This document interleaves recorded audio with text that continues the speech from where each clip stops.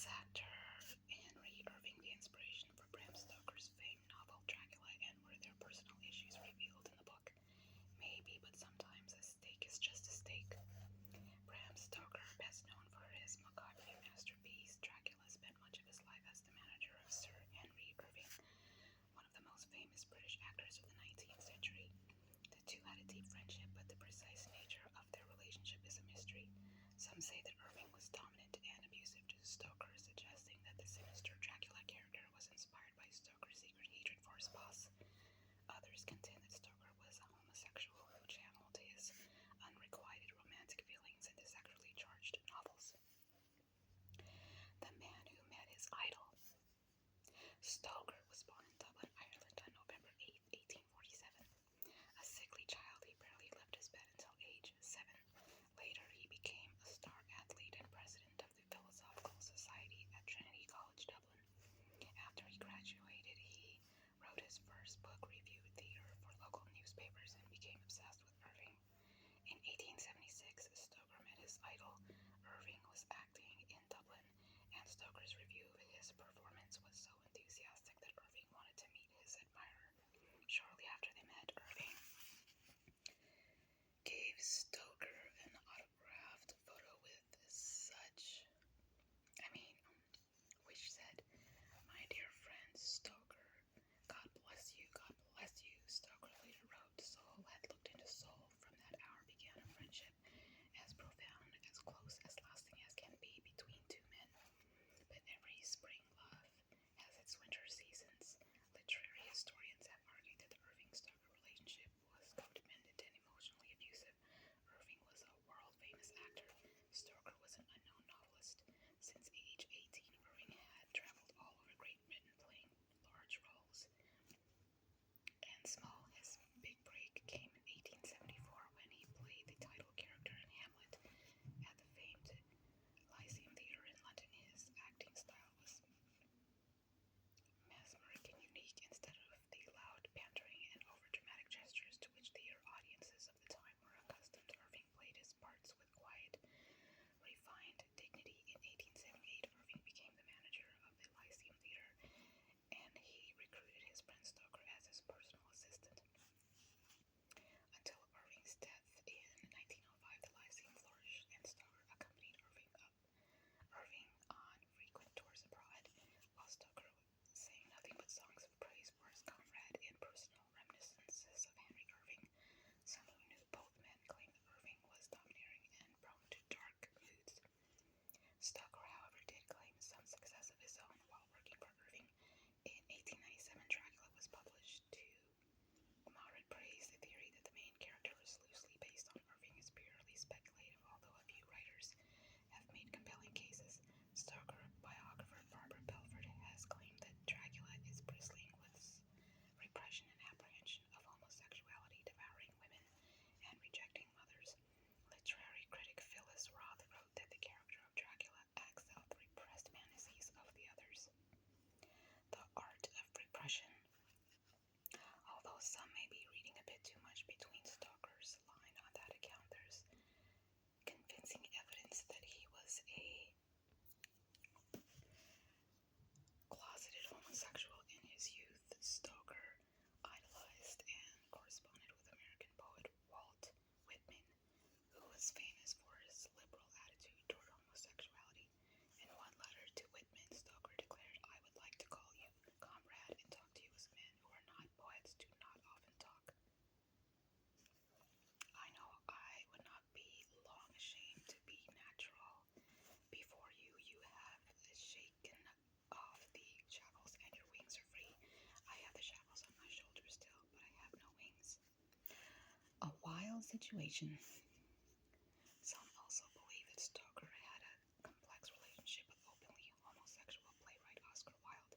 In 1878, Stoker married Florence Balcombe, who had recently been Wilde's girlfriend. There is little documentation of the relationship between Wilde and Stoker, but historians argue that the two men kept up icy social relations throughout their lives, and that Wilde was jealous of Stoker's marriage.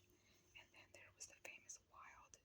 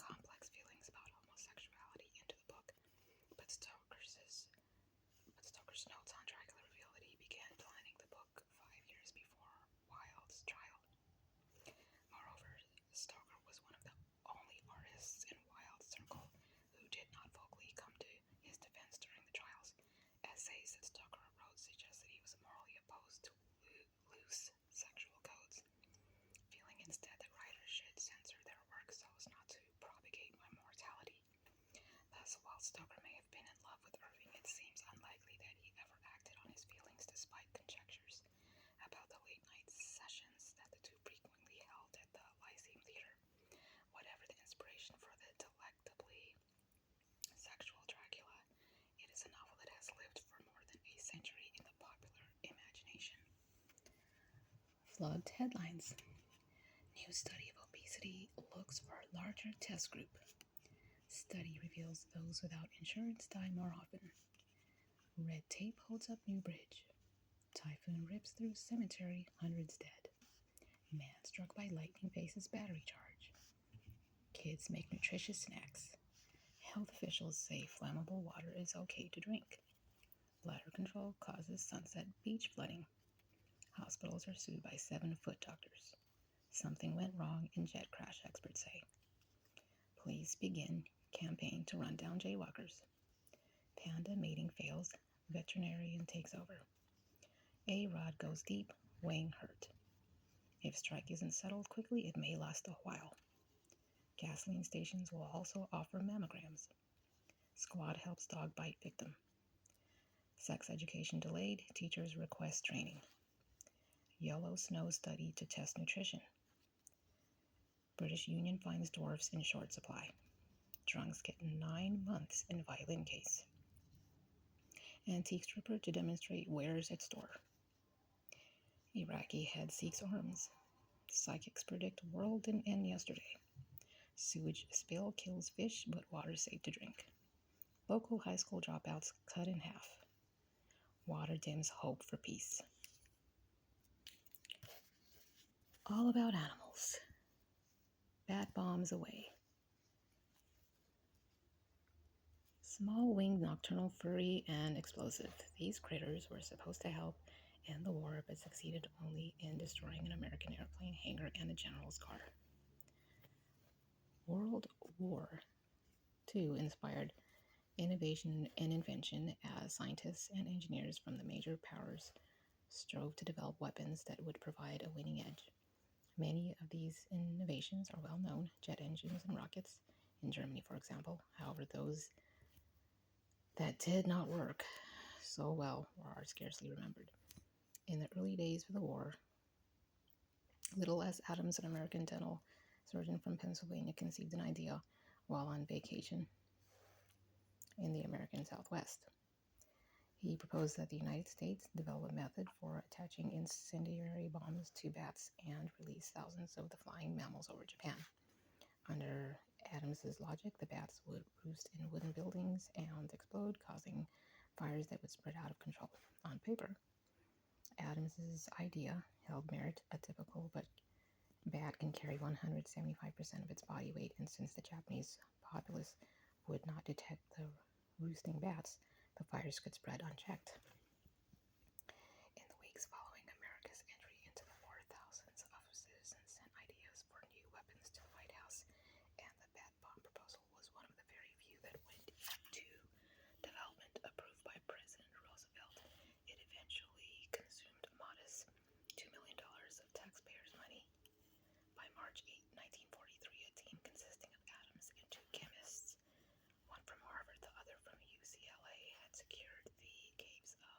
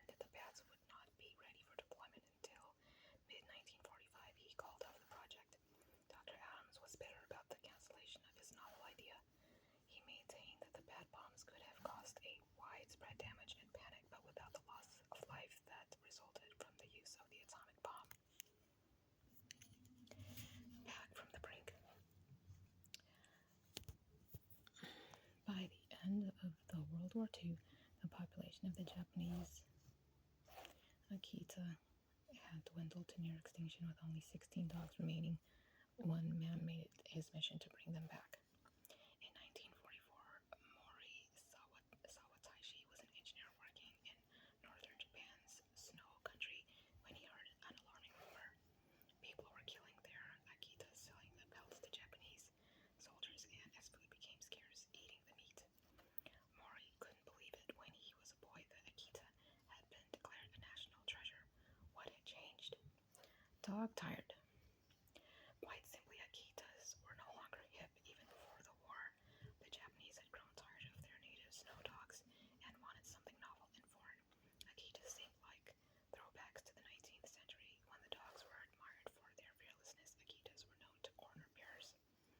In 1927, a preservation society was founded to protect the dogs, but that didn't boost the pup's popularity. They did get good publicity from Hachiko, the Akita, who arrived at a Tokyo train station every day to greet his master, even 9 years after the man's death.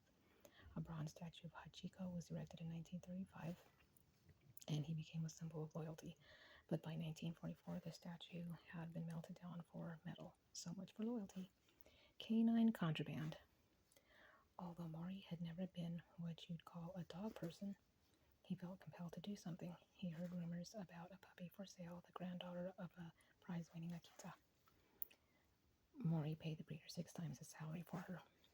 Mori never named the dog, which he kept hidden in a shed, and walked only in the late night and early morning hours to avoid detection. As his work took him across snow country, he covertly inquired about other Akitas. By the time the war ended, in 1945, Mori had put together a list. Only 16 purebreds remained and 2 belonged to him. He had also bought a male for breeding. Back in the pack. In the spring of 1946, with a litter of puppies on the way, Mori held the first post-war dog show at his home. Nearly 50 Akitas were present, but it was hard to believe that they were of the same breed. Years of malnutrition and crossbreeding with foreign dogs had given them a hodgepodge of features. What's more, no one could agree on which features were ideal. Everyone felt that ears should be erect and tails curved, but should bodies be lean or stocky, heads round or sharp? Debates aside, Mori was just pleased to spark a dialogue and turn attention back to the breed. Bred and ready. Attention turned to frenzy in the early 1950s after an ad campaign featured a famous Japanese actress with her Akita. Think Paris Hilton with her purse-sized Chihuahua. American GIs clamored for the dogs. Suddenly, everyone in Japan was an Akita breeder.